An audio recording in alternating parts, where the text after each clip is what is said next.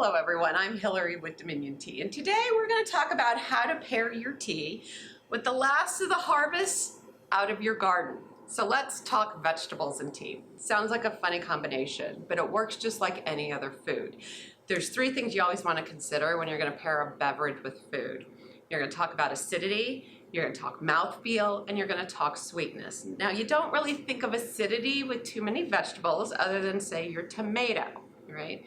So if you've got something like a tomato, which absolutely has acidity, you want something that's kind of creamy. However, in this case, you also want something that's got a little bit of floral. You don't necessarily think of floral flavors when you think of tomatoes, but here's your quick reminder, it's actually a fruit, not a vegetable.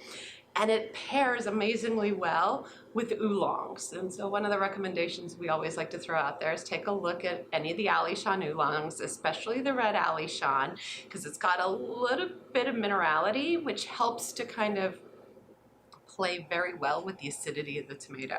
So you can have a lot of fun with that pairing.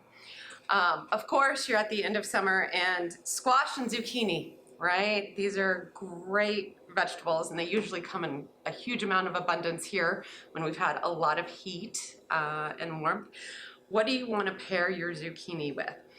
Well, you're going to want to go a little bit heavier. So this is where we start to talk mouthfeel. And a little bit around the lines. Your zucchini, right? You're still vegetal, kind of green, but it's going to be a little bit lighter.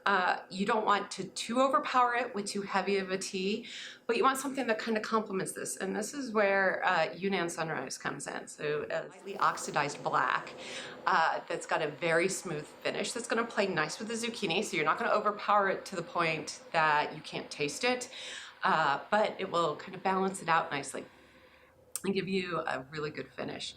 Of course, at the end of summer, you've got peaches, maybe plums. This is the world of the second flush Darjeeling. So when we talk about Darjeeling, right, we're always talking about that beautiful kind of fruit muscatel flavor. And plum is one of those flavors that's nicely hidden on the backside of a second flush Darjeeling. And so that's a great pairing, especially if you're gonna do like a plum or a peach cobbler. Now, of course, most of us don't think about summer without thinking about corn. And it sounds funny to talk about pairing tea with corn, but you absolutely can.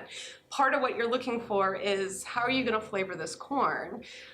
Because corn's going to come out kind of creamy, right, by itself. But if you have fun with it and say stick something like chili powder on it, you're going to have a fun combination bringing in a good green tea like Hing Sheng Mao Fang.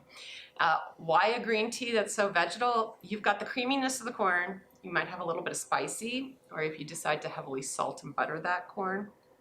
And the green tea is going to complement it really nicely without, again, overpowering. So you're talking about balancing. So go out and play. Don't feel too restrictive.